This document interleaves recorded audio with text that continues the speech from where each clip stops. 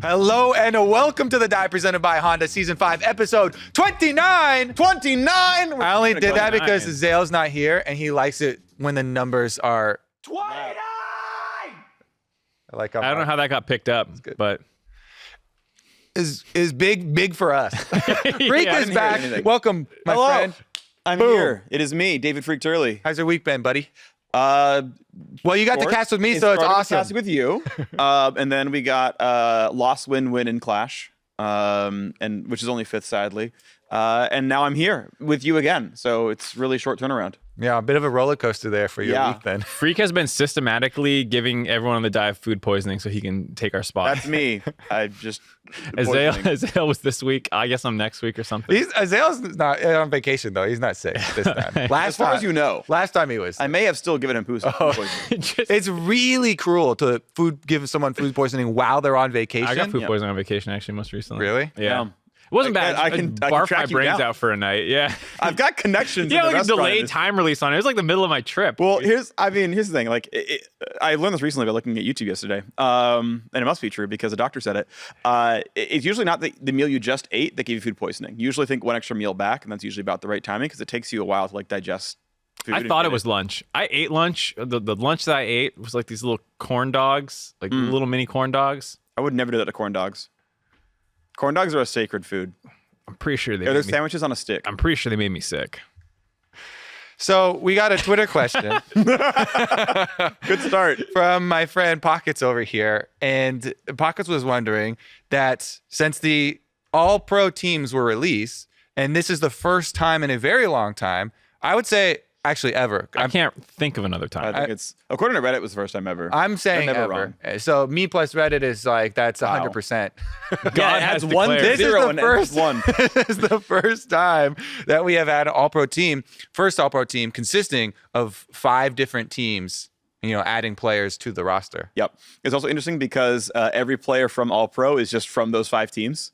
Like, there's just no one from 6 below in any of those ballots, in most cases. But I think it's really cool, right? Because it clearly is our most competitive playoffs so far. Like, I think just by far, it's like any of those top 5 teams, you're like, yeah, I could totally see Cloud9 or TL or so-and-so winning the whole thing, which is awesome to see. It's just so wide open. And the fact that it's a strong point from somewhere else, right? Where it's like, oh, yeah, like... I'm trying to remember like Jizuke. Yeah, he really standds out as the best mid laner. It's like, oh yeah, and Fudge had really stood out as the best player on Cloud9. And I feel like people were giving Core JJ a lot of shade in the thread about how him getting first team. I think you can say maybe he shouldn't have gotten first team, but I think the overall point of the spread of players from different teams does speak to the current state of League in North America, or at least of the regular season, how volatile it was, where your finalists are now in your 4th, 5th spot out of nowhere. EG flies up the standings, 100 Thieves flies up the standings. TSM's been consistent the whole time. So like, I feel like that does make sense in my head that you would have this very versatile or made up of a lot of different parts in the all pros, just with looking at how the regular season went. Yeah, I mean, we haven't had any single dominant team. Nobody has complete faith in one team, and there have been areas of weaknesses for all of them. So it makes sense that the ones with strengths made it up there. Yeah. Now, for our Honda MVP question, though, because this plays right into it. Yeah. Okay. Who do you think is actually the most snubbed? I had a lot of my votes get on there. There are definitely a lot that I actually had in different orders, but support to me was the toughest role. And so my answer is also very similar to Phreak. I said Ignar and Sword Art were the 2 most snubbed. But yeah, what about your Sword Art point? Yeah, so I mean, real quick, I just want to just set the stage real quick because none of us going to have the graphic in front of them at home. So I wrote down who was missing from the top from All Pro for the top 5 teams. So Someday in the TL top lane is missing from top lane. The EG and TL players missing from the jungle role. Perks and Jensen missing from the mid lane. Sven and Lost missing from bot lane. I'm not including King here. Yeah. And Sword Art and Ignar are missing from top 3 All Pro and support. So and you said TL and EG players for where there were substitutions. Yeah, so it's like neither TL jungler and neither EG jungler on there. Now Contracts had 4 regular season games, but like he was undefeated. Yeah. Right. It's like he's actually really good. Alfari, of course, didn't play a lot of games either. Yeah. So in most cases, it was any time there were swaps, they just weren't on the list anymore. The one exception being Sword Art and Ignar actually played all the games and also weren't on the list. I think Lost is actually a reasonable choice to be, in 5th or whatever. But yeah, like Sword Art was my number 1 All Pro. Again, Sven is a really good option. The EG jungler is a good option. And Alfari played this season. I think he would have been on there. I'd say my only other one besides Ignar and Sword Art was going to be Sven. I actually did vote Sven onto All Pro team. I forget which one it was. It was either 2 or 3. Maybe it was 3. There for me too. I think it was 3. But yeah, he didn't actually even make it on, and so that would be my other snubbed. Yeah, I also feel like sometimes the difference of the people is like, I forget what it was. I think it was support between second and third.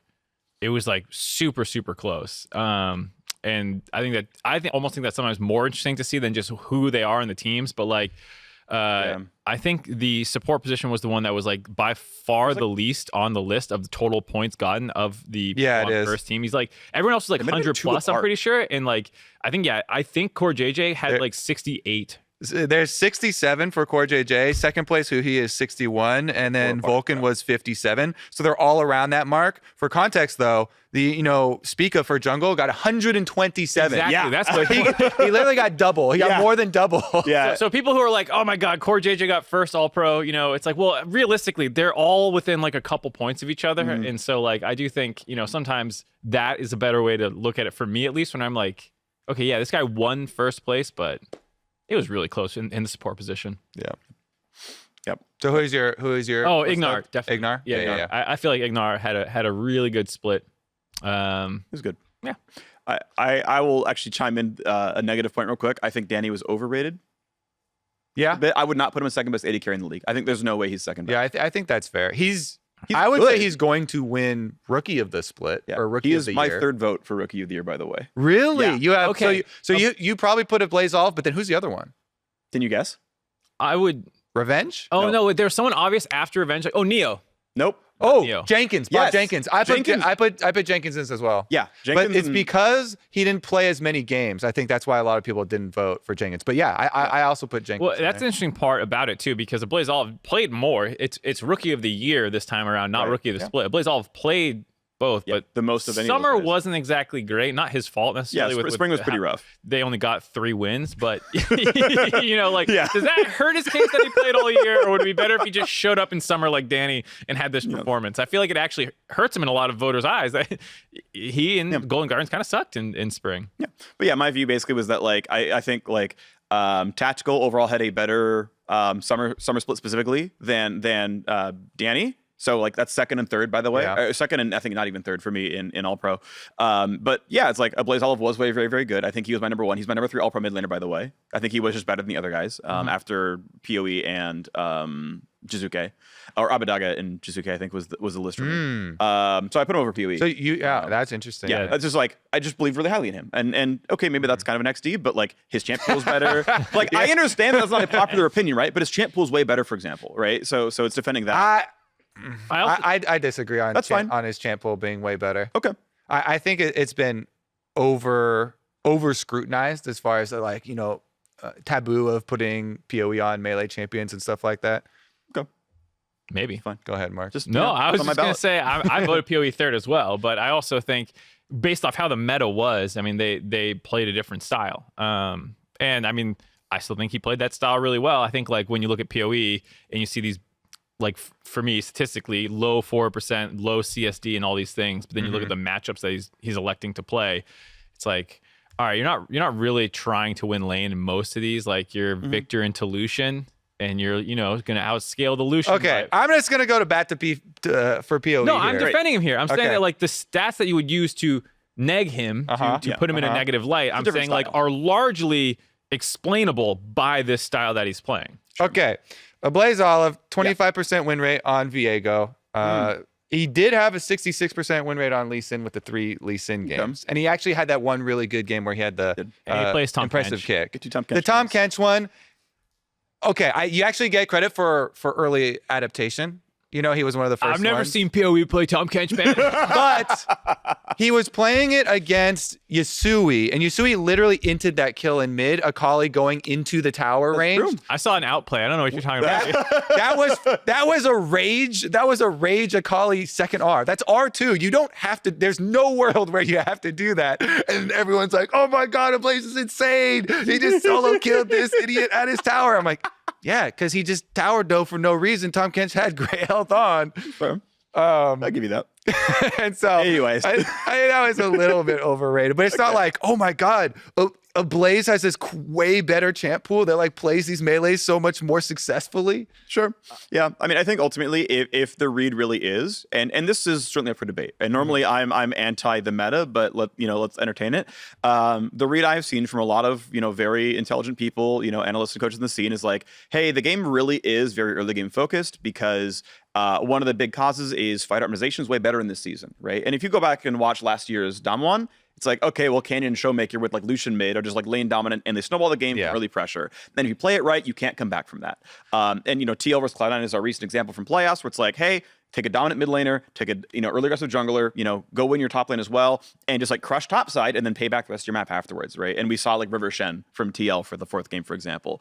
And if this is truly actually the best play style, because itemization says, hey, fighters are the best 1-item champs in the game and the best 2-item champs in the game, because hey, mages, aren't getting the early Magic Pin Oblivion Orb, right? Like mage optimization got different, right? Like important items are now missing from the pool that were good in 2020 and don't exist in 2021. If the read is actually Optimal League of Legends just doesn't have mages frequently anymore because itemization changed, like this is a line of reasoning that I can understand and get behind and say, hey, optimally played League really is going to be different and it's more early game focused because there's no other option than to play 2-item spike fighters. And I think that is a little bit outdated now because we've already put balance changes in to adjust for this. I think that was true a while ago, but we've had multiple nerfs for a lot of the bruiser champions that are being abused in solo lanes. Sure. And of course the, discount price basically for, the 200 gold off for mage mythics. I would also say that I think a lot of people forget some of the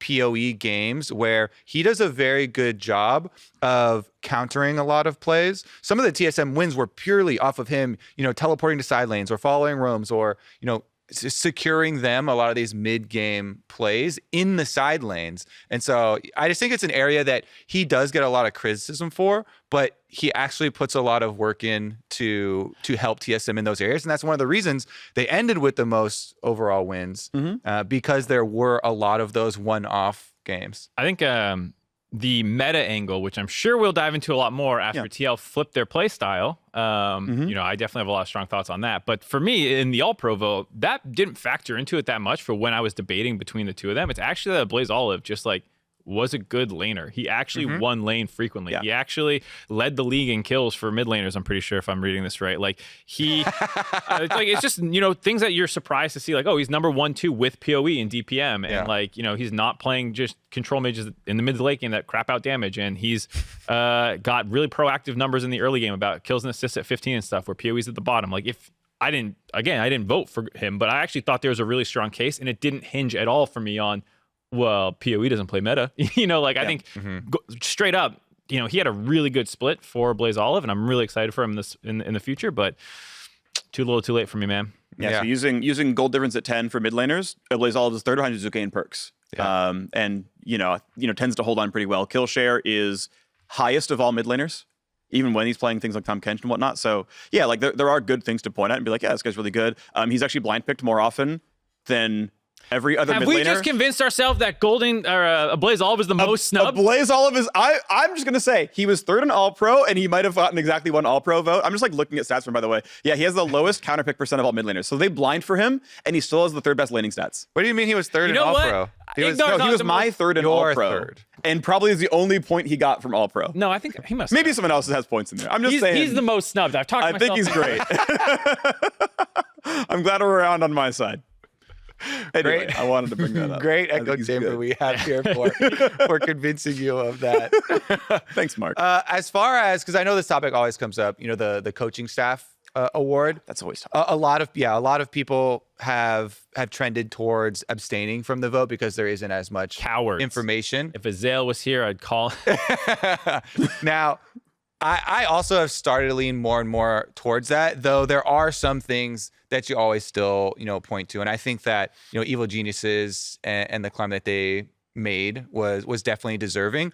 And that is further emphasized to me when I read and hear these interviews from the players like Jizuka, who has been so controversial and maligned by a lot, gets flamed by a lot of public, and very prominent public figures in some cases. And he is going to bat saying things like, I forget exactly which interview it was from, but there was this one line that stood out to me from a text interview where he's talking about the difference for him over the years of being in teams that had coaches with the style of my way or the highway, basically. And he felt like they were even pitting him against some of his teammates. But he said that Peter Dunn came to him this year and said, you are not getting benched no matter what. Yep. You have the confidence to do what you are going to do. We fully support you. We are behind you. And that to me was just such a breath of fresh air as far as coaching style, especially for someone like this who had been through so many, tumultuous, getting benched last year, having this controversial play style, a lot of people flaming and coin flip and all that type of stuff, to go up and just give the player the confidence saying, guess what?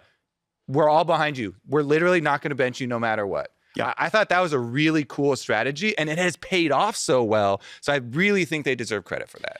Yeah, I think for me, the coaching staff of the split, like you said, it's pretty obtuse. You don't really know what everyone's doing. There's teams that will just never win it, even if their coaches are doing great. Like Golden Guardians, as far as we can tell, actually probably a pretty good coaching staff. Yeah. I mean, Anero's generally done well with his rosters. He's just never salary-wise in the ballpark of the top teams. And if you look at placing versus salaries of these rosters, they actually correlate pretty well. Wins per dollar is, I think like you or Travis have done that before. Yeah, we've done tried like to the figure wins out, per dollar. We've tried to moneyball and see who's doing the best, but like in terms of just raw standings and money spent, like all the top 5 teams are substantially more than as soon as you drop out of the top 5. So, there is obvious bias in how you're voting for coaching staff of the split, but for me, I'm just like, okay, have you improved? That's like the number one thing a coach is supposed to do is like keep the environment good, keep progress moving forward. People like Bjergsen could have won coach of the split for me. I think he was on my ballot. I think I did EG first. I think I did TSM second, and I think I did 100 Thieves third. I had those 3, and the first was the same, and then 2 or 3, I forget which way it went, but yeah. Yeah, I mean, it was generally how I voted was just like 3 teams the highest records in summer. It's like pretty obvious to be like, yeah, they clearly did a good job. And a lot of them, I mean, like 100 Thieves stumbled at the end a little bit, but they changed one player, and obviously Abadage is great, but I thought that they seemed to start playing better as a team. I'm sure Reaper helped. There was a lot of praise from the players about Reaper at the beginning as well. Yeah. Yep. Now, I know there's another thing you want to talk about, Phreak, because there was a graphic on the weekend where I actually didn't even see it because I went to the bathroom and because we were casting. Sure. But played during the analyst desk with the, FakeGod versus Impact as far as achievements go. Right. And blew up quite. So I'm going to set context as best I can without trying to strawman people because I want to give this like discussion justice. And there's of course nuance here. So this blew up. I believe it was initially from Doublelift's stream. So Doublelift was watching the game muted with his friends. I think it was Sneaky Mutus, but I could forget. It usually is. Yeah. And so he's just watching a muted analyst desk. They're just chatting. And then a graphic comes up that shows that, Impact has done like these 17 incredible things, like winning the world championship, winning a bunch of LCS titles, a bunch of finals. And the other half is, well, here's FakeGod. He's been to playoffs twice. And with no context, you're like, the hell is this? It's just like, why would you compare these two ever? And it's like, okay, well, this feels really unfair because people like tweeting about it. It went on Reddit. People who are like actual on-air talent tweeting about it. And it's like, are you really taking a muted clip from a broadcast and then complaining that there's no proper context? Like the context is people talking. As far as I can tell, that's like what actually happened. So I went back actually before this episode and I watched the segment. And so Gabby tees it up and she's like, the top lane matchup is one, and I'm like slightly paraphrasing just for editorializing. The top lane matchup is one we were coming into knowing that Impact was going to have the opportunity to really show out for his squad, right? That Impact's probably the better top laner coming in. And so then High takes the point. This is High's point, so it's why I think he's asking for the graphic. And he's like, yeah, Raz and I weren't very favorable for Dignitas solo lanes against EG. You can take a look at recency like stats, but even outside that, you can look at their history as players too. Look at an Impact. Look at all the achievements he's accomplished compared to FakeGod. Yes, of course, FakeGod has a lot less time as a pro, and that's a giant mountain you have to climb to get to the starting point. This guy's won the world championship. He's won so many finals. It's really hard to amount or to surmount that and be able to beat it. So he's saying, hey, this is David and Goliath. Like, this is one of the, like, maybe the single most accomplished player to ever play in the LCS. And a dude who's in his second year as a pro. Like, yeah, this is really tough. And I know it's meant as a bit more pregame, like to give extra context that I don't expect fans to get. There's very, very little preamble before the playoff matches start because we're going, right at noon or right at 1 or whatever. And, the lead-in content is lane by lane or whatever else. So there's very little time to do a bunch of setup, which I totally get. That's going to make the broadcast feel a bit different. But the analyst desk has one segment between games. So it's both post-game and pre-game. Like, we didn't come out of commercial to the full screen graph. We came out of commercial to like a discussion, and then at some point, Gabby tees up to High saying, hey, we really expected top lane to be a rough point. And he's like, yeah, top lane's a rough point. Look how much pedigree Impact has. Of course, he's a really, really good player. So to me, like, all that, like, if you actually watch the broadcast, like, a lot of these, like, concerns around, like, doing him dirty and not proper context, like, are solved by just watching it itself. I'm not saying it was perfect, but I think when the argument is literally removing the context of High actually talking and Gabby actually teeing up the point, which is in and of itself context, is, like, shameful that people are using this. So here's my take on it in the aftermath. Yeah. Because we were casting during it. I didn't see the thing before. My feeling is I totally understand both sides, especially because of the fact that the analyst desk does not get the big time before the match like they used to, to be able to set things up. Because to me, something like that can be used very effectively to set up a possible match. And is so much better before the match starts because you can set up the history, and the history has meaning for achievements and leading into playoff games with more pressure and more rewards and everything mounting. That's kind of the idea here, is that he has previously had more success, but especially as the series goes on, it has less and less of an effect of what you have done in the past. Yeah.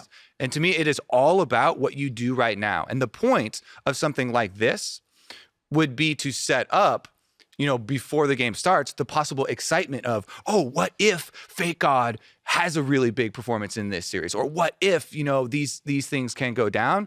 This is, yes, a very tenured player. He's literally been playing since season 1. He's got a world championship skin, going up against the underdog here. But it does feel like after the series has already started and after Impact's already winning, it doesn't have the same kind of effect to me. So I understand this angle as well from coming from viewers and stuff. The stuff about not having context, definitely if you don't have audio on, then you're not going to have the context and the point that people are trying to get across with it.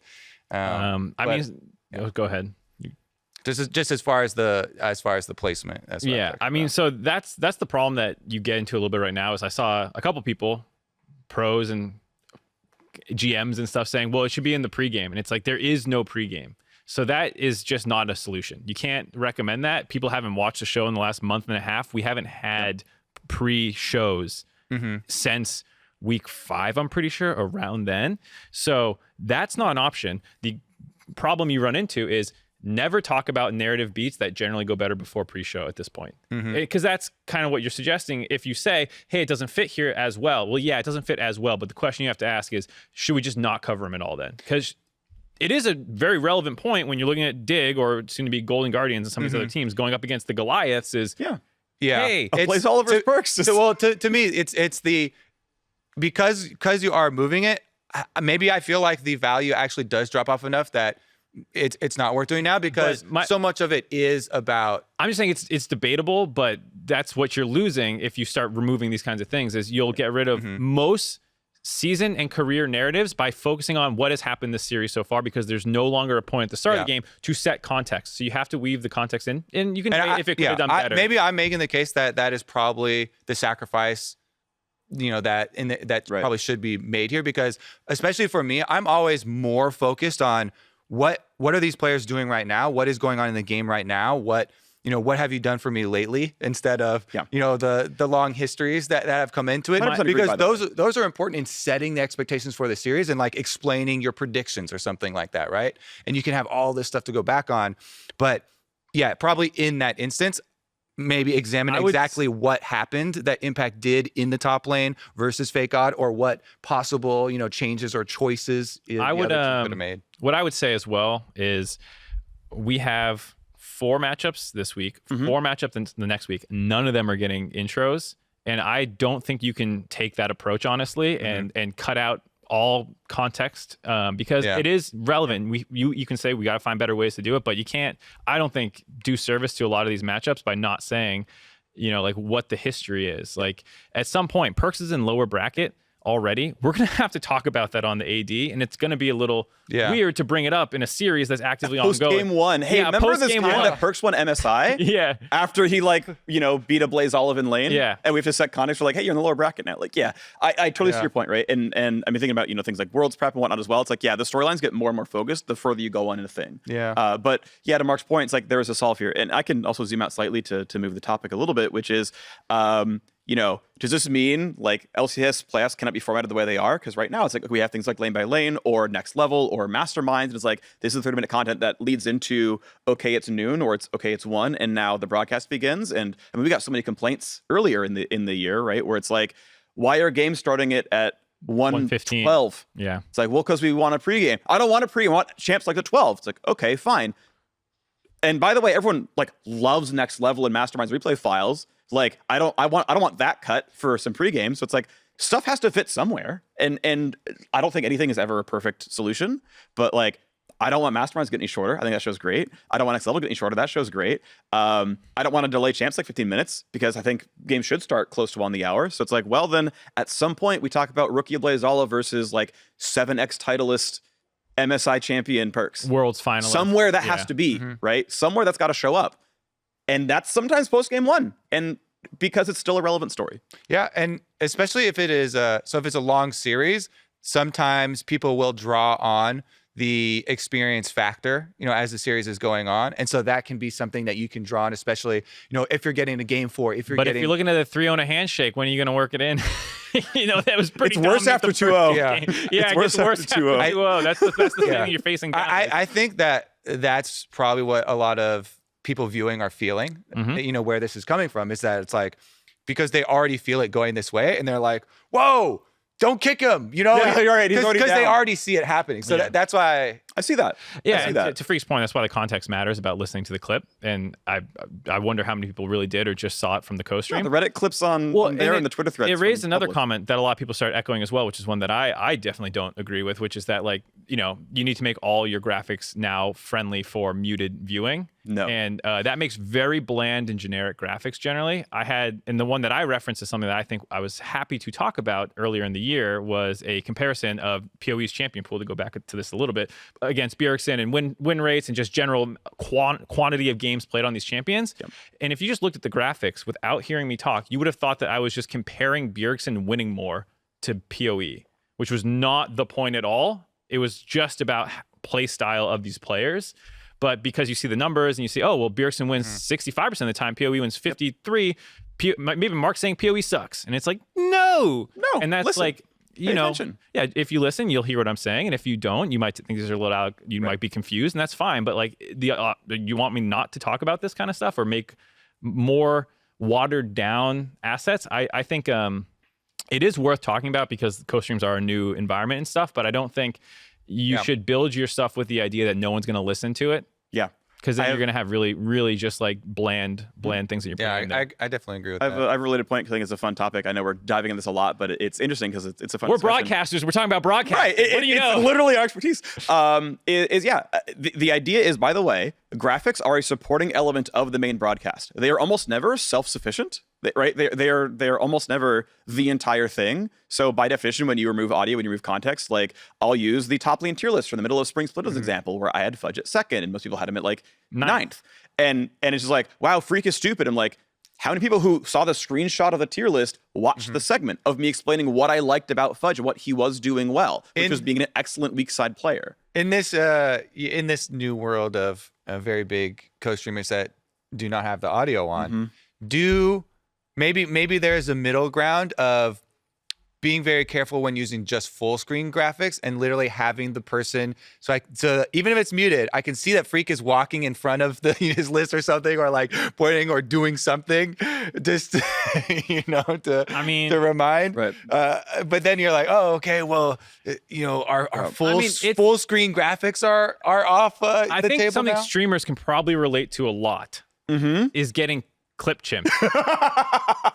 They might not realize it, but that's effectively what this is when you go on live stream fails or one of these other sites and you hear someone say something that sounds really ridiculous, but if you just let the clip play for 10 more seconds, they contextualized it well, you know? Yeah.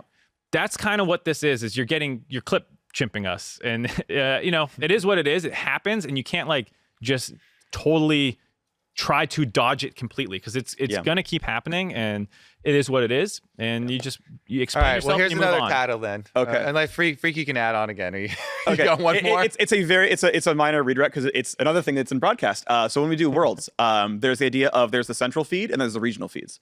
And so some stuff goes to all the broadcasts, like the player cameras and most of the spectating is one general thing. And then every individual broadcast puts their stuff on top of it. It's their cast, it's their audio, whatever, but there's sort of a clean feed. And so the idea of like, okay, co-streamers kind of need a clean feed. In a sense, right? Where it's like, what can we strip out from them? Because, hey, if they're not going to watch AD with commentary, maybe they don't get AD. Sorry, you got to fill the 20 minutes between games, the 12 minutes between games. You don't get the full screens because you're not going to contextualize them. Like, maybe that's just appropriate. It's not like, you send the central analyst desk to the, Brazilian Portuguese stream. Because, like, why would Shocks be on that, right? Like, what's the point? Like, they're going to have their own AD. And it's like, cool, okay, let Doublelift do that. And then it's like, cool, you get the spectate feed. And the sponsor callouts that are required on the broadcast, whatever. And then, all right, go fill your 15 minutes in between, right? Take your own commercial break. Watch Kitchen Nightmares and right, or whatever it is, right? But there's weird stuff around sponsor obligations and whatnot. Yeah. But okay, if you're not going to contextualize the clips yourself, then yeah, let's just not give you out of context graphics. Like that makes sense to a certain degree, and maybe that's got to be solved in some way. But this is literally stuff we do for things like Worlds and MSI, where the stuff doesn't make sense for an audience just doesn't go to that audience. Even though there was a central broadcast in a sense. Okay, here's my new title. Yes. That came out of a great interview that Peter Dunn did. Is talking about the battle for the soul of the LCS. Hyphy. Yes. Does this not sound like a great movie trailer?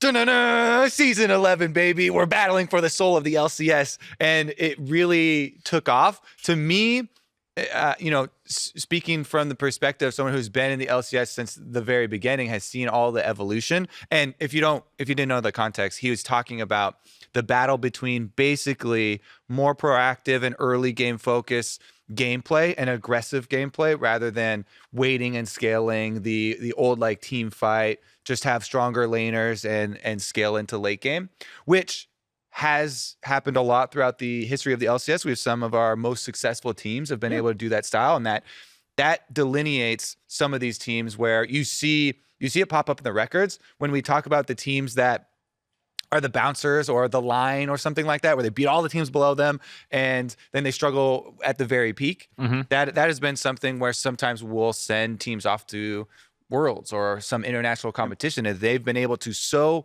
solidly handle so many teams by just having stronger laners, then scaling for team fights and then winning that way. TSM last year. But then failing against teams that they have not played against before that have these aggressive looks and are forcing more things and are better mechanically and just have better players.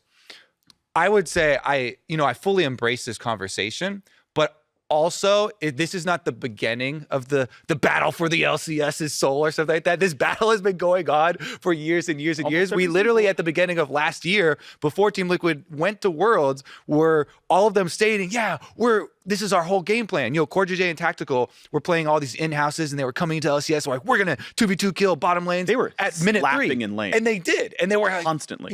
Broxah was on the team back then too. And he was like, we need to play more aggressively, all this stuff. It didn't fully materialize. And so that's where we're back in this circle and we're back at teams once again all looking, we're trying to get to this golden pathway of the idealistic. We're literally just, the most mechanically proficient and best players, and we play so proactively and we force all these fights and we gain our own advantages.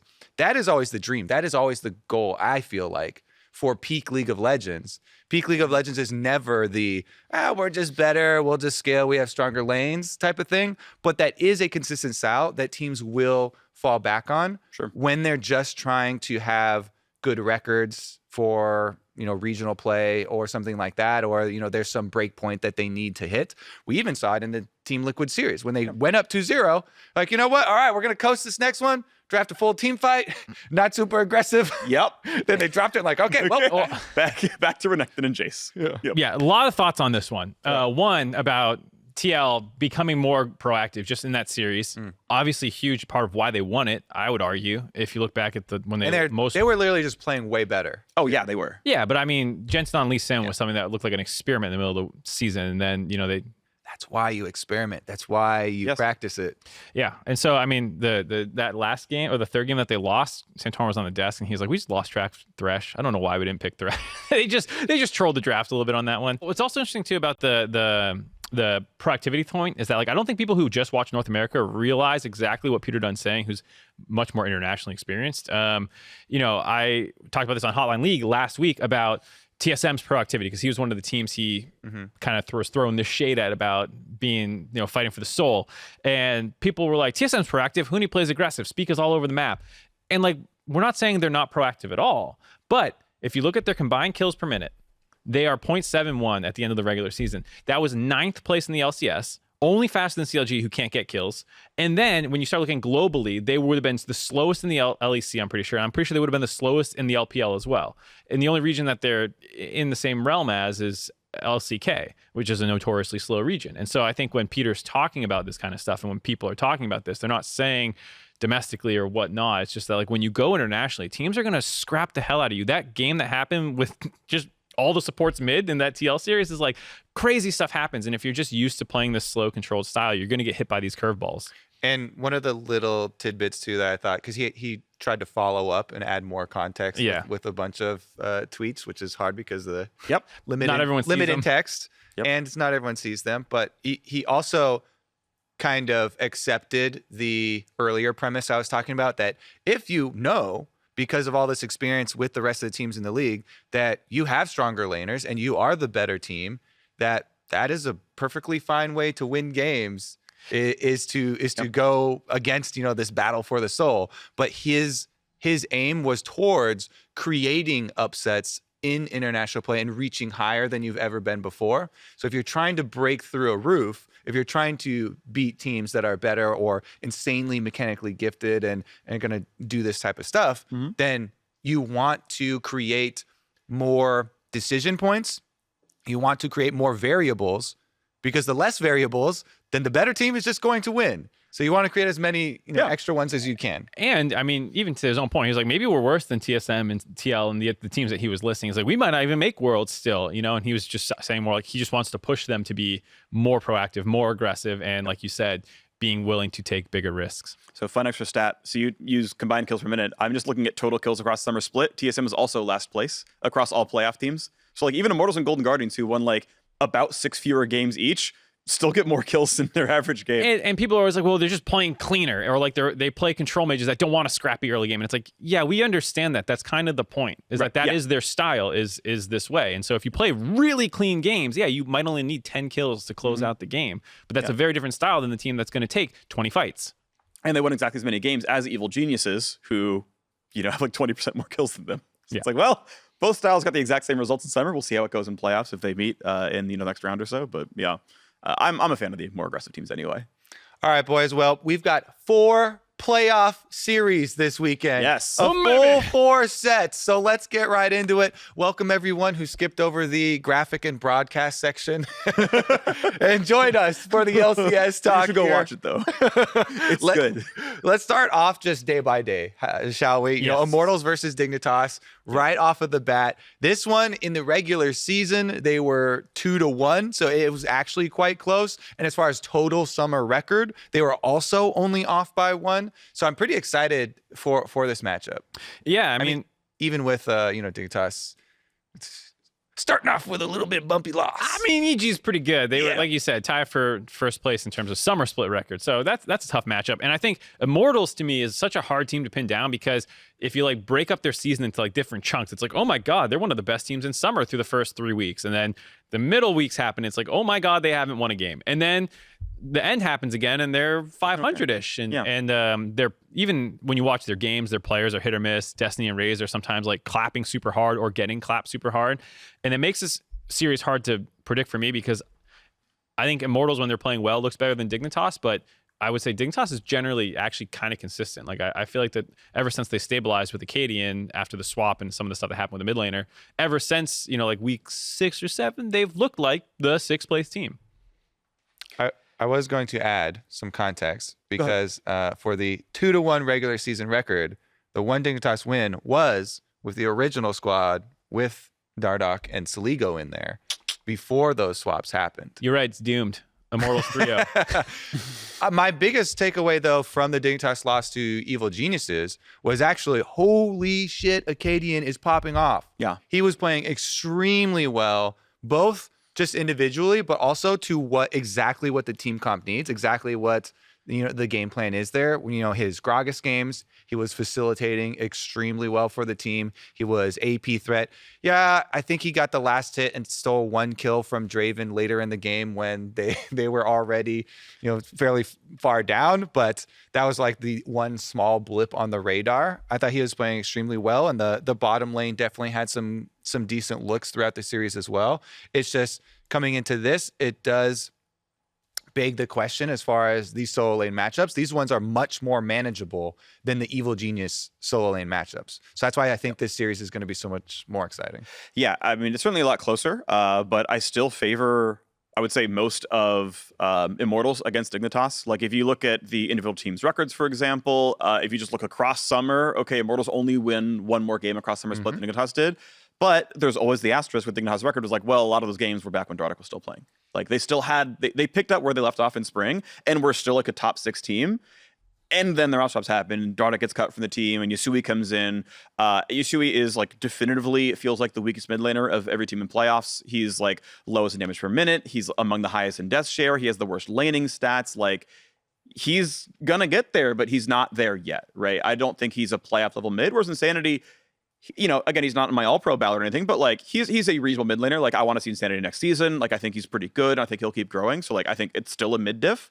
It's less of a mid diff than against Izuke, but it's still a mid diff. I think FakeGod is good. I think FakeGod Revenge, if I have that right, or am I trolling East FlyQuest? No, but you're right. Yeah. But like FakeGod Revenge is like actually really compelling. I think that one's actually really fun. I think bot lane is also really compelling because I think Raze and Destiny have been quite good. If I'm going to like actually measure the players against each other, it's like, well, okay, mid advantage to Immortals, and then everyone else is really close. But in my mind, I'm like, but Immortals is like still like 40% the better team. I think I would actually lean towards Dignitas players in a couple. I think it's close, like you're saying, in most positions. Actually, the biggest difference is in Dignitas' favor in the bot lane. I think Afro and Neo are actually just legitimately good bot lane. Okay. I think they have undue pressure on them to make plays happen sometimes, and Afro has to play an initiator, and anytime he's not on that, you're like, well, this just looks insanely bad. Like, him on Braum, he's a good Braum, but like I'm sorry, you can't counterpick Braum Leona because you're just kneecapping your team's own ability. And that's what happened in the series against EG.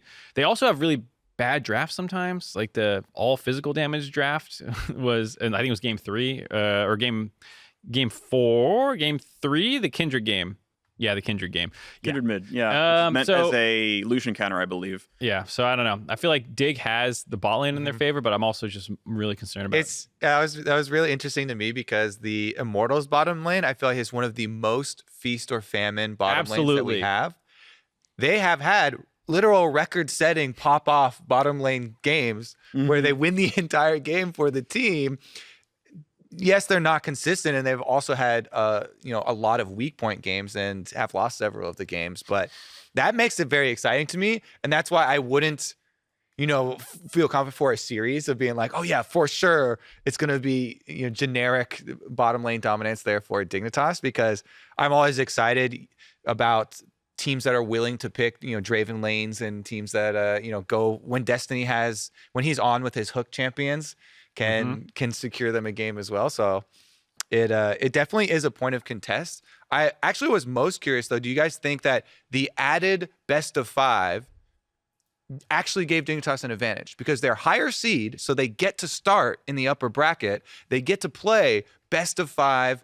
This is playoffs atmosphere versus one of the best teams that we have possibly had for all of summer, Evil Geniuses.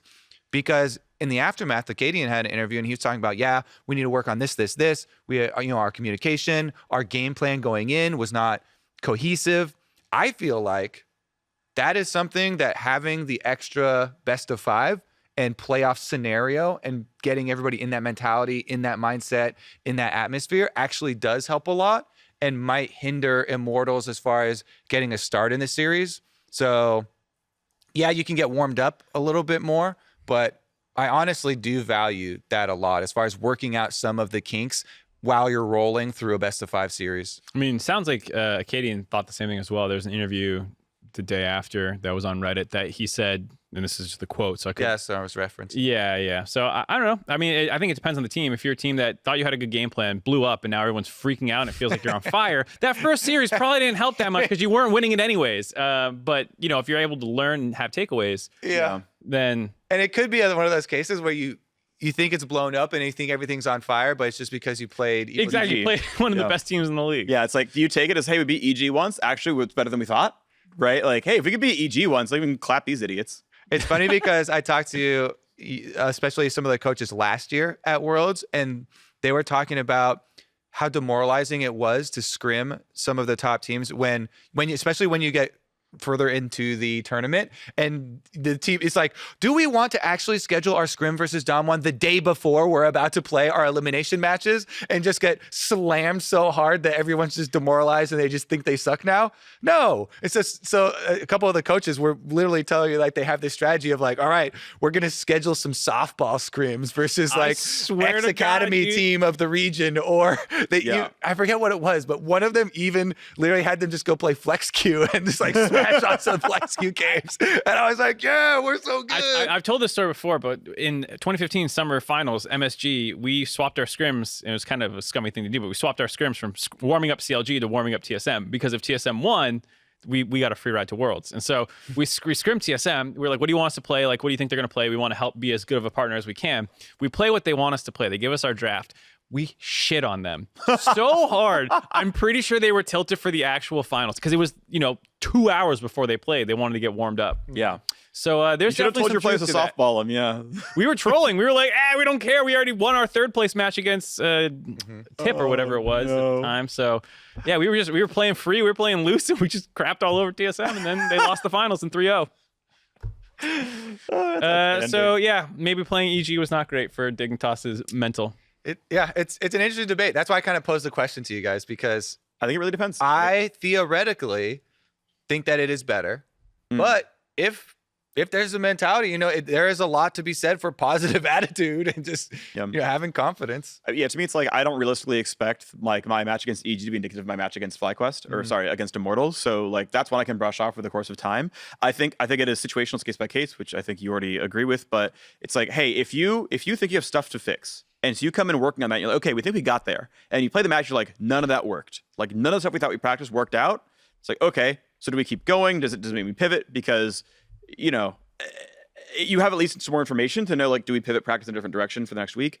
But similarly, on the opposite side of that, you got a good scouting report. Like, hey, this is how Dig plays best of 5. This is how EG beat them. How much can we replicate? Like in the case of Cloud9 TL, like TSM is really happy about that match, and Golden Guardian is really happy about that match. Yep. But also Cloud9 gets to be like, okay, now we can identify what to fix.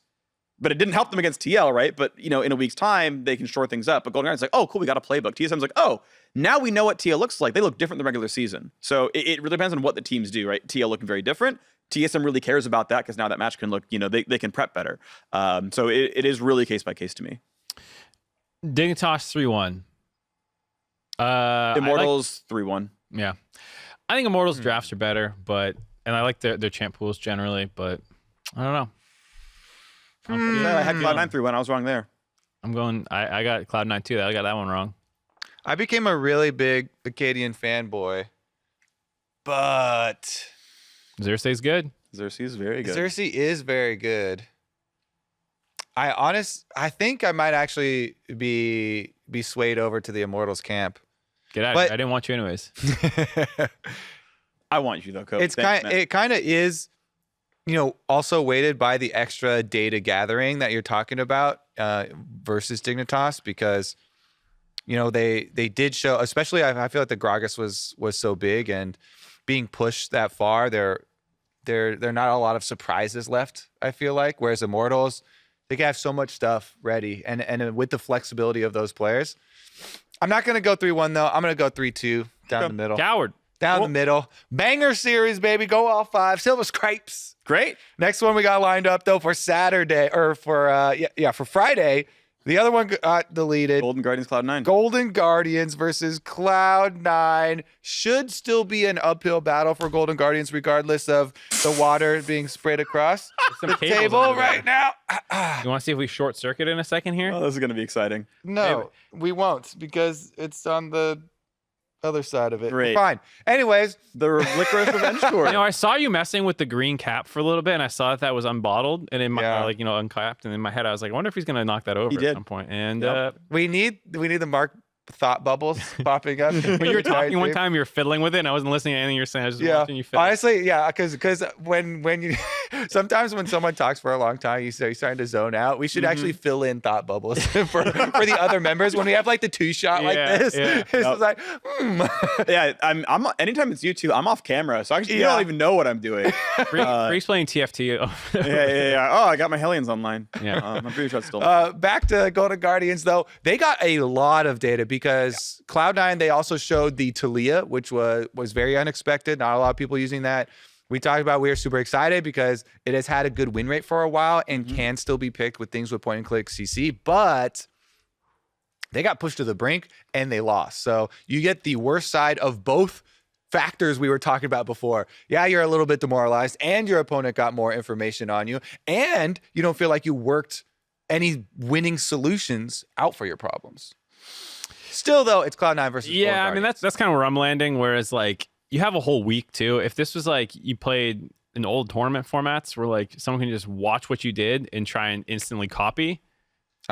They come up to you the next day while you're still kind of sad and depressed over there. And like, club you on the head real quick. Depressed. You haven't had time to practice new stuff. You just, no. I do think, like, the play style that TL did, which might be replicatable by Golden Guardians, is true in terms of blueprint. Like, Lee Sin mid or melee mids with Sejuani jungle, like, hey, if I'm iconic and I get to play Sejuani jungle, again, like, I don't need to play really skilly matchups or something, that actually does feel pretty good if you want to start taking some of what TL did. Yeah. But I still think the skill problems that we've seen out of Golden Guardians, the consistency, as much as we were talking about Ablaze Olive, he also died the most of any mid laner. he led the mid laners in deaths. I think he makes a lot of mistakes. And He does. Team Gap. I think it's hard. Well, I don't know if it's all team Gap. In a 5-game series, if you're struggling with that level of consistency, it's really hard to win that many times.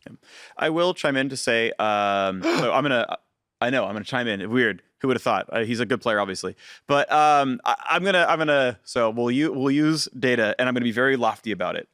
So we're gonna take very charitable views here. So Golden Guardians are getting underrated because of their year-long record. In this lineup, they are 6-6. They are 50%, which means they have had a better record on this lineup. I think they've been celebrated a lot for that. And that's good. But to be clear, it's like they have a better record than both Immortals and both Dignitas. So they should be considered the number 6 team just off of regular season. Like, if you're going to somehow truncate, all the spots, they're actually You can number take them at 16. their peak. Right. If you take them, even just take them And in true across Phreak this lineup. Not true even just Phreak at the fashion, if we remove the earlier losses that were, like I said, I'm being very charitable, right? To set the stage for like what's the charitable look here for Golden Guardians? Yeah. They are the number 6 team in playoffs. They are seeded 8th, but they are the number 6 team in playoffs from the results of this lineup. I think that is fair to say. Cloud9 just lost to the number 5 team from the regular season, right? From Summer Split with that lineup. Like, that is also a true statement. So, hey, what's one seed different? Now, this is a little XD, so let's push past that a little bit. Part of what got TL to do so well was, right, they had very little practice on that roster, so it got better quickly, right? What was the difference between week 9 and week 10, aka playoffs? One more week of practice. What's the difference between week 9 for Golden Guardians and week 11? 2 more weeks of practice, right? Like, they got licorice in for the last 4 weeks of the regular season, right? There's a lot of ground to cover. So they can heavily improve beyond that 6-6 scoreline because they've literally almost doubled their practice time, since week 8 of the LCS. Whereas Cloud9's had this roster, okay, yeah, King was in for a bit, sure, but only 3 weeks. Like, it's not that unrealistic that, like, Cloud9 maybe aren't going to keep accelerating. They're not going to keep improving. Plus the playbook given over by the TL win, like, it is reasonable to say, like, if we extrapolate trajectories, maybe Golden Guardians really are in better shape right now than Cloud9. Do I fully believe that? No, but it's not completely unrealistic. how crazy of a world would it be, and how big would the fallout be if Cloud9 actually lose this series? That would be just actual sky is falling right now for LCS. That would be maybe the biggest LCS disappointment I can think of. Like, I can't think of a team that would be more disappointing compared to expectations. Like, okay, TSM at Worlds last year, biggest disappointment internationally. Like, just hard stop. But domestically, how do you get this guy who's like, I'm going to win you 7 trophies, and you lose the first 2 rounds of playoffs? Like, how do you possibly? Yeah. Like, there's no way. We've had a lot of disappointments, so we got one on the desk. I don't right even now. want to send my mind back through to fact check you on this. Sure. Yeah, so I I'm not. I'm just gonna let you roll through. I'm not. I'm not even. So let's be charitable. Licorice and Fudge, right? Licorice at peak is clearly at Fudge's level or higher. Is he gonna play better than? Probably not. Is Iconic better than Blackbird? No. Perks and a Blaze Olive have played actually I would say Blaze Olive has had a better summer split than Perks straight up. I don't even know if I take that clearly anymore for a jungle, because I think for the Fudge and Licorice one, because Fudge has been playing so well at MSI and but they can play to a similar level. Yeah. I mean, Fudge got really gapped by Alfari, and to be clear, Alfari's also better than Licorice is, right? So, but that top lane can play close. Jungle. Oh, I thought you were saying it was Licorice. I'm not, you said Licorice is clearly better. Oh, that's not what if I said that, that was a mistake on my part. I would say Blabber is clearly better than Iconic. Unless he really chokes, sure. Okay. I would say right now, Blaze Olive is actively a better mid laner than Perks. I think I would rather have him on my roster today. Maybe not next year, whatever, but today I'd rather have a Blaze Olive. In the bot lane, I think Stixxay's been doing really well. Like, since the swaps, it's looked pretty good. I do not think pound for pound Golden Guardians have the better lineup, but like, their drafts can be better. They have enough players that can play better on the day. It is not entirely unrealistic. If you're not predicting Golden Guardians after that, you're off. I'm not. All right. I'm just saying it's not like the obvious 3-0 where it's like, oh, EG Dig is like the hard 3-0. And like, hey, good job Dig winning a game. This one is like, I'm going to start at 3-1 and then convince myself it's a 3-2. Okay, there's 2 factors I care about for this series. Okay. One of them is the bad news bears attitude. I feel like really benefits you because Golden Guardians have suffered for so long. They've just been the bottom team. Everyone's making fun of them. They're literally putting out videos at the beginning of the season. We're broke. We got no money left. We lost all our funding.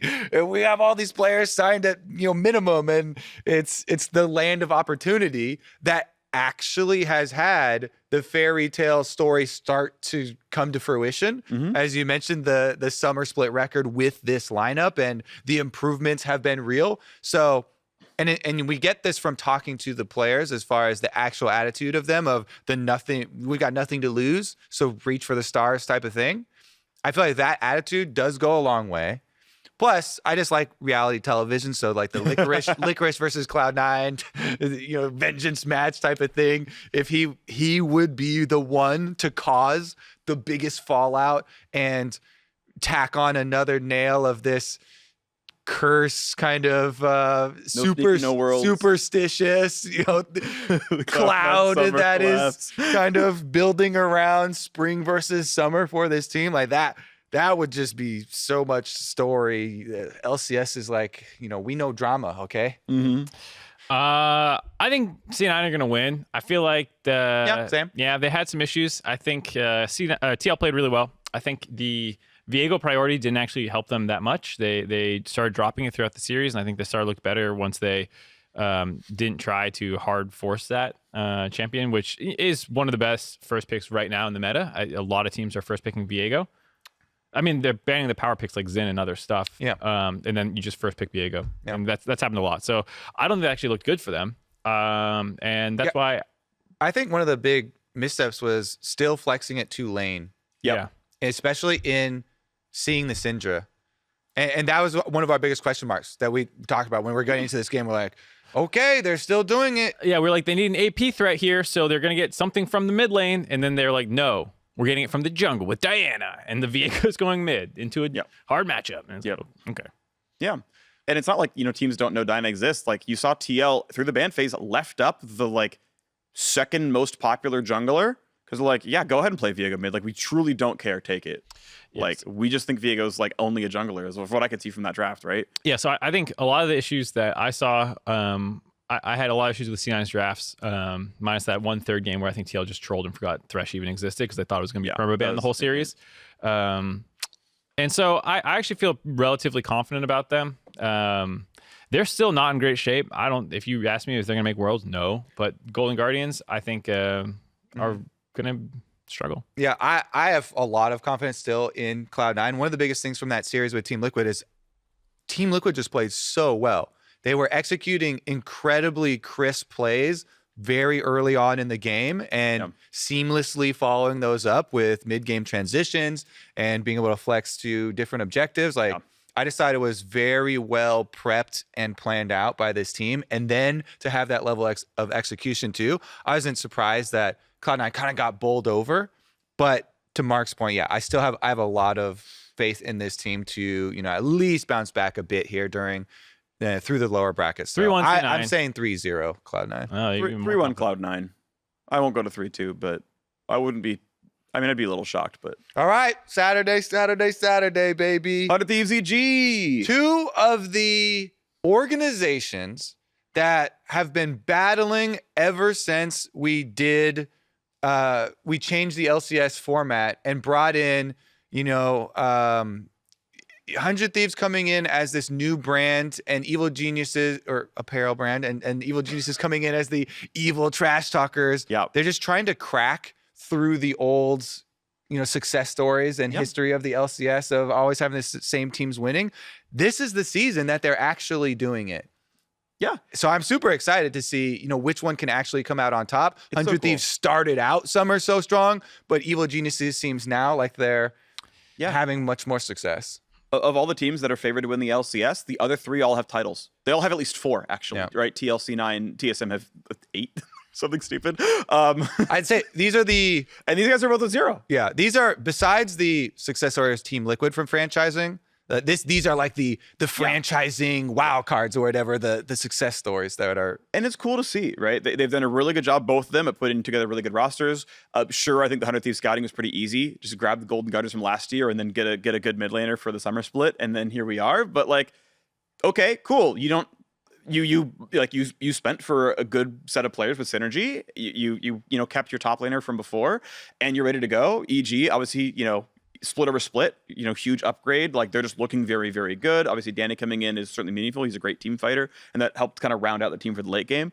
But yeah, like, EG are bracing their styles. 100 Thieves clearly had their own kind of definitions with, hey, the 3 of Karma mid at the very beginning, and Abadaga looked like the best to call in the league, and then he's still moving around finding stuff to play. He's one of the first players to come back to Azir, and that still looked good as well. So it feels like 100 Thieves, every pivot they have made has looked really, really good. EG have very much stuck to a incredibly aggressive mid lane. Impact getting much more aggressive himself, and that's worked really well. So both these teams feel like they have kind of carved their own niche, and that niche has led them to the best, tied for the best record in summer. All right, let's talk matchups.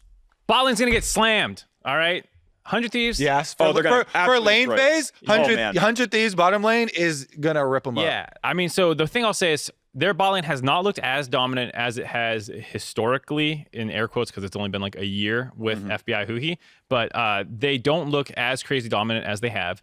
But I still think, given that this is one of Danny's only but quite significant weaknesses, is his lane phase. Down a lot of gold, down a lot of farm, dies in lane phase on and off. I think he, had a pretty good series against Dignitas, but FBI and Huhi play so aggressive, and they're so much more lane oriented. We talked about how in that C9TL game, the supports weren't bot lane at all. Huhi's actually one of the most or least roaming supports. The man is an Aurelian Soul main. Yeah, he's sacked. He's ready to go. He got paired up with the FBI. He's like, wait, this dude's a beast. I'm gonna save him. I'm gonna pick set. We're gonna slam lane. They are much more lane oriented.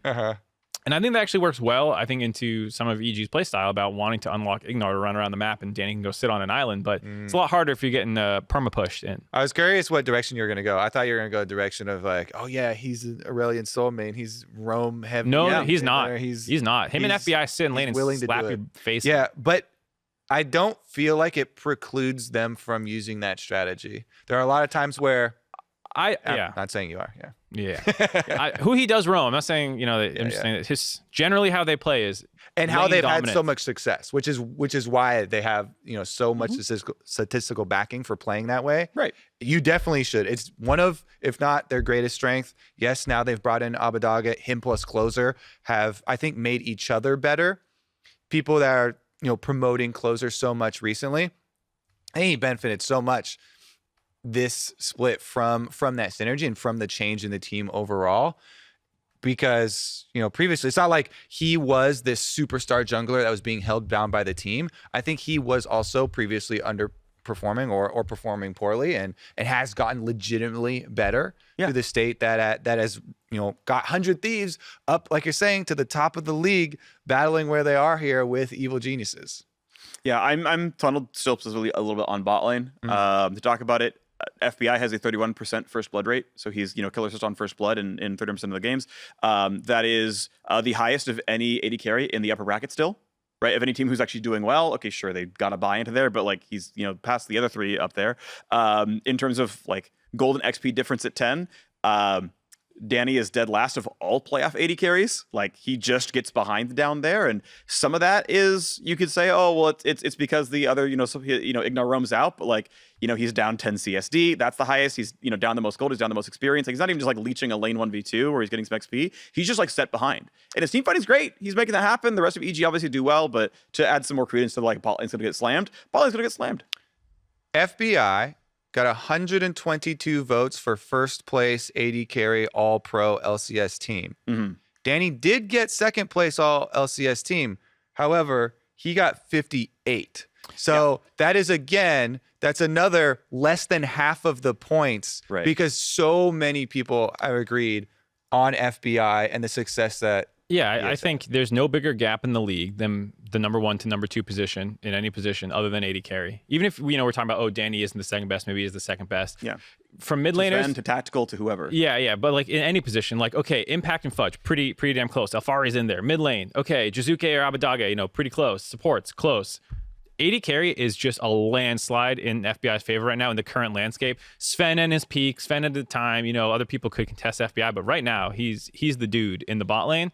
So I think the advantages are gonna need to come through mid lane, getting down there. Actually, I would rather. I think EG don't roam bot actually that often, but I think when the enemy team's win condition is that, and is a team that likes to play really proactive, and they generally spread that around the top side of the map, I would actually like to see EG target bot lane a little bit more to stop FBI from just coming into every team fight up 500 gold on your AD carry. Okay, now I want to play a game of each person lay out their strategy for this, because mine is a bit different. Where for me, for early game, I would prioritize for Evil Geniuses. First of all, I would start actually contracts game 1 at least to wait and see how game 1 goes. But I would start contracts. I would have contracts play with advantage solo lane matchups, prioritize that for Impact and for Jizuka, and have him play aggressively to Impact, at least until you secure first Rift Herald. At that point, use the Rift Herald, either top or mid. I actually don't even care which tower you chunk down, but use it and then bring Impact down to save the bottom lane then. I feel like there's a break point then. I want to focus topside for Evil Geniuses, focus for their solo laners with contracts until at least first Rift Herald is taken. Then you can switch to trying to deal with whatever has happened with FBI. No, I like that plan a lot. I think if you look at the TL game 1, where Tactical was on Ziggs, and I was like, what the hell is Tactical doing on Ziggs? This is not what you expect. Ziggs wants to take turrets, but TL didn't instantly go down there because they had Sejuani double solo lane on melees. And so Core actually left lane, and they snowballed and got a lot of control topside. And then once they were winning in side lanes, it was a lot easier for Ziggs to move around the map. I think that general strategy is what EG should be looking to do, which is, you can focus topside and get Jizuke ahead and get Impact ahead and get these Rift Heralds and stuff, but at some point you need to save bot lane. I don't think you can just leave it on an island. Sometimes, like, when your top laner is getting slammed, you're like, mouth fight and suck it, bro. That's what you do. You just sit there, and we're going to use you in team fights. I don't think they can do that. So something interesting here, because I'm kind of diving through more granular stats. On red side, 100 Thieves plays a lot more around top lane. So looking at like top lane counterpick percentages, both these top laners are around 50%. Like, half the time the first, half the time the second, whatever, to get the match they want. It shoots up for Someday when they're red side. It goes from like 50 to 69%. It's still like only third around the league, but like it's still pretty high. His first blood rate like triples. It's 46%. So a lot of kills up there. And their win rate on red side is 85%. So 100 Thieves actually win a lot when they dedicate to, like, generally speaking, extrapolating a little bit, like playing a bit more around Someday and giving him the pressure in counterpick lanes. This appears to be true on like first glance. So, it's a team that can kind of go do both. That I think when they get Someday a counterpick and they like volatile matchups up there, they're going to spend some time and hey, we'll see if Impact can, play around it well. But like that actually has worked pretty well for 100 Thieves. I think this just kind of backs up my strategy that I'm laying out for them, because I feel like right now it is so rewarding to play at least these first 8 to 10 minutes towards your top side. And it's further emphasized by the roster that they have, because that's where you can get the most advantages out of these players and play into your biggest strengths. So I just feel more secure in my answer now. What about you? Do you have any tweaks on the strategy, or what would be yours that you would lay out for them? Gosh, no, I'm really not sure. I think like prepping a matchup would require like so much more effort for me to like figure out what I would want to do. Okay. I'm not qualified. We are casting their match. Yeah. So don't worry, I'll take care of that part. Yeah, I've got 5 days to get there. and I'm casting it with you. So you're also the color caster. Well, to go into Phreak's point a little bit about the top side, I actually feel like that's probably maybe the second biggest mismatch in the series. I think Impact's actually played a lot better than Someday. I think he's better. Yeah. And Impact plays a lot of things that are just hard to abuse. Like he's playing Renekton, he's playing Set, he's playing Kennen. He's getting these like either counter picks for himself or just playing generically strong champions. So I feel like it'll be hard for Someday actually if EG do get this snowball off on the top side. hit me with the prediction. Dude. It's funny? We talked to Santorin about this, and I was like, Santorin, who do you think's going to win? He was on after they won their series, and he was like, well, if EG plays well, I think they win, but they're a bit of a coin flip, so it could be 100 Thieves. And I was like, dude, this did not help me at all, because I figure you're scrimming them, Yeah. I'm actually leaning towards EG, but 3-2, but I actually don't think it's a 3-2 kind of series. I feel like if EG's playing well, they might just be more of a 3-1. David? I think I lead 100 Thieves. I think I lean 100 Thieves 3-2, but it's really close for me. If EG hadn't dropped a game in Dignitas, I'd believe in them way more. But that was like so shocking to me. It's like, ooh, they're way more mortal than I thought. Because I was really hyped on them up until then. Because 100 Thieves last week did not look good. They were, I believe, 4-4 at the starting roster in week 9. The funny thing about that loss is that's one of those losses where I'm like, damn, you look good losing. It's so troll how they lost that game. They were up thousands of gold multiple times. They had the Baron. They think they're winning the series. So like, just do the Baron, whatever, dude. They lose the Baron. They still recover. They're in a 1-3-1 lane setup for no reason with an 80 carry with no mobility and no defensive champions around him. And Dignitas just jumps on him and kills him. I felt like Dignitas were thinking of EG was already thinking of semifinals in that loss. And they still were clapping them for the most part. I think that I am all put down right now still a EG victory, but and it's a lot because even though, one of the biggest strengths is FBI for 100 Thieves, Danny, despite having poor lane phases, the reason he's getting so many votes is because he still has incredibly impactful team fights. He still makes these big flashy plays towards the mid game as an AD carry, still is a very big bonus for this team. And I do have confidence in kind of at least the theoretical early layout that is set for this team. But if it goes the other way, then it just reignites this super hype for 100 Thieves as that they have been building all summer long and have been gaining this momentum. If FBI is on top of his game, if he's crushing bottom and Abadaga performs like he's talking about, because he admitted on social media, he talked about, I've been underperforming. I'm going to show you in playoffs. I'm going to show you that I'm literally the best mid in LCS. So either way, we get a good story out of it. But I'll keep my prediction for Evil Geniuses. Let's move on to the last one. Sunday. Team Liquid versus TSM, baby. Yep. Oh boy. It's new Team Liquid, okay? This is not your old Team Liquid. This is not the Team Liquid your mom has at home. This is from last week. How did it change? This is angry Team Liquid, okay? Yep. Alfari can hard carry for topside because Core JJ 0.4% duo proximity in River Shen game. Is there beef between Tactical and Core JJ? That's actually really good. That's good. I don't want to lane with this guy. But it actually wasn't even this time around so much top lane focus. He was mid lane. And it was all about these synergies that they're building in and playing around. Hey, Santorin and Jensen were just popping off all series long, especially with this Sejuani synergy with the melee champion. And this is the best Lee Sin performance I've ever seen from Jensen. So I just feel like there's so much momentum behind Team Liquid having seen that series. Previous to seeing that series, I would actually predict, TSM for sure. But now I'm switching my tune a little bit as far as how cleanly they executed on a lot of these early snowballs. And I'm not quite sure if honestly, it's going to be very difficult because Spica is definitely the MVP for TSM, and that's where Team Liquid are going to attack. But Santorin is looking at peak form, right? TL did not have a top 1 jungler for the entire summer. And now they do again. Like, imagine 27 more games of Santorin. Would he just take all pro from Spica? I don't know, but he looked really good, 2 days ago, yesterday, actually in real time for us. TSM has a lot of footage out there where it seems like, I'm still going to say, like, Mayorita's TSM feels a little one-dimensional, whereas TL reinvented themselves, at least, the most sharply of any team over this last weekend. So, yeah, I think TL looked the cleanest. This roster looks very, very good. They have found a way to use Alfari's strengths. I know I've gone on record saying, like, he has strengths with big weaknesses, but they found a way to, like, use the strengths well to just widget the game. All the wins were sub-30 by getting 7,000 gold leads at 15.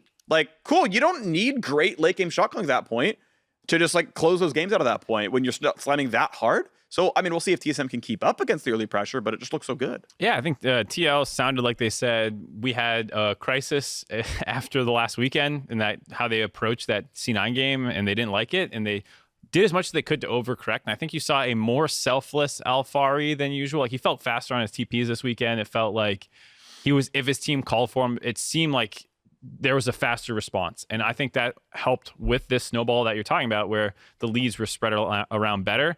Obviously, we talked about Jensen on the AD a lot, being one of the least proactive mid laners, and he's 11th out of 10 mid laners in kills and assists at 15. A lot better now. Yeah. The thing I'll say, though, is Perks kind of sucked this year. Yeah, he did. And I don't think PoE is going to get... He's not going to take that many losing fights in mid lane. There are so many skirmishes in mid lane.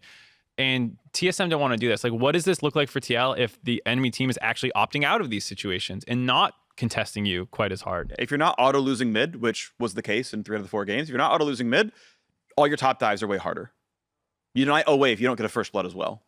Here's my 2 wildcards or fluctuation points for this series. Great. For the side of TSM, because it sounds like, especially with the swell and the success that Team Liquid had versus Cloud9, there's a lot of, momentum behind them.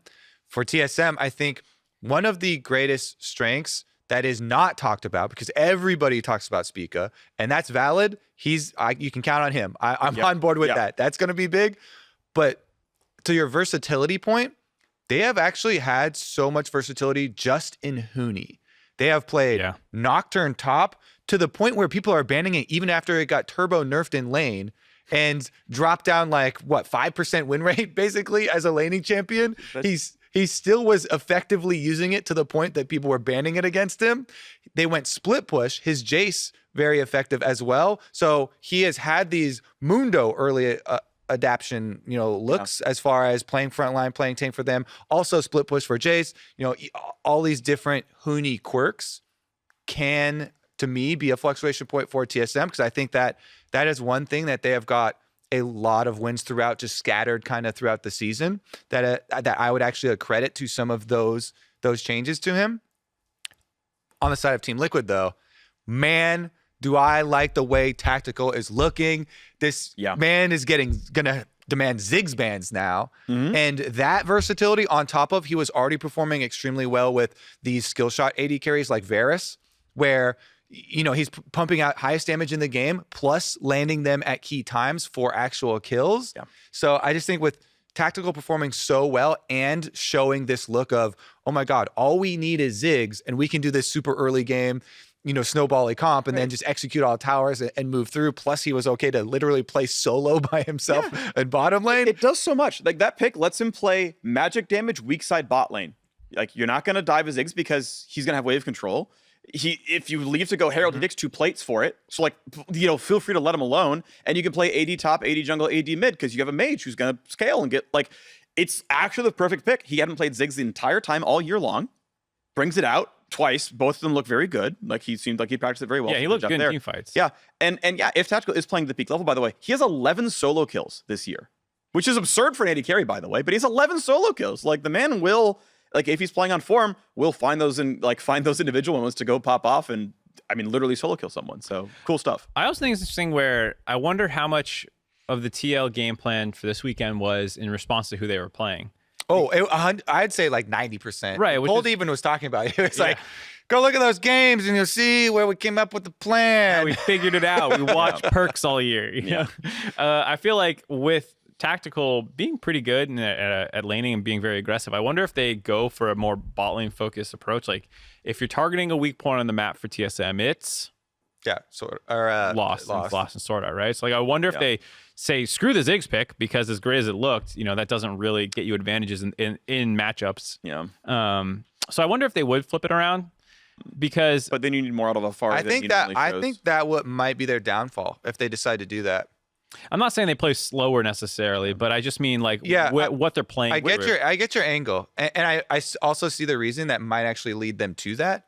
But I have had this feeling with TSM that people that have over focused on trying to get an advantage off of Lost have themselves just lost the game because of the Huni factor I'm talking about and the top side and PoE massive team fight carry. I feel like while Lost has not been the most giant reason that they win any of these games, has not been a huge like punching bag that people can get giant wins off of bot side from. So of note, Lost CSD at 10 is negative. His golden XP difference are positive each. So like he'll go down CS, but then someone just dies in front of him and he's like, cool, we're good. Like it worked out anyway. He roams to mid and gets a kill or whatever. Like he's been okay in the early game. The side question I'm going to ask then is like, which laning phase is more advantaged actually? Like bot lane against Lost or Alfari top lane against Huni? Because both those are going to look good in general. But Alfari CSD is probably going to be higher than your CSD over Lost. Like it's still the stronger lane. Trick question. The answer is wherever Core JJ is. If Core JJ decides he's playing top lane, then it's top lane. Game? If he decides he's playing mid, then it's mid. So that's very active too, so that'll be fun to watch. Yeah. 2 more river games. I'll go the other way, Kobe. Okay. I'll say if they try and play the same way against TSM that they played against C9 and like snowballing through mid, it's not going to happen. PoE, other than that one Syndra game like a week or 2 ago where he just giga trolled and died like 6 times, he doesn't really int laning phases. Even when he loses, like maybe he'll die once and he'll recover. So I don't know. I think that the Power of Evil has the on aggregate golden XP difference is the worst of all playoff players, below Yusui. Sounds great. So he is hard sacking lane. So the problem is Death you are getting mid pressure. You're getting on average better laning performances than you were against Perks.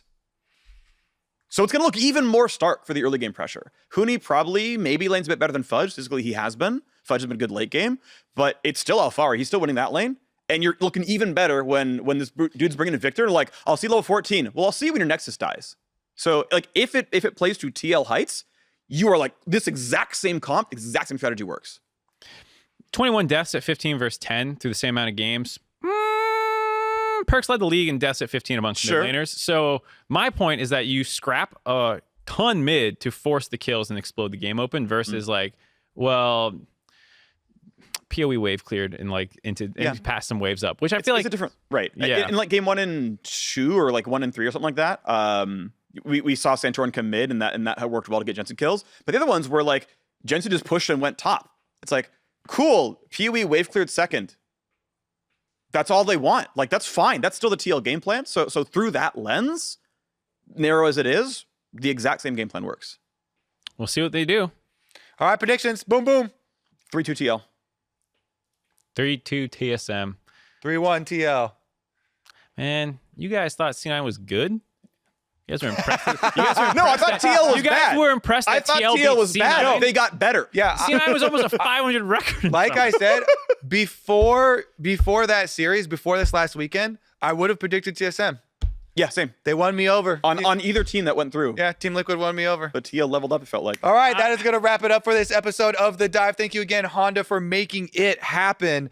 Please remember you can check us out on Spotify, Apple Podcasts, and Anchor.fm. Plus, send us your Twitter questions using the hashtag. And our producer was very specific about this. The Dive LOL. He did not like going to check for just hashtag The Dive. Yeah. It's just, you get some weird, spend a bit of effort, folks. Call him lazy?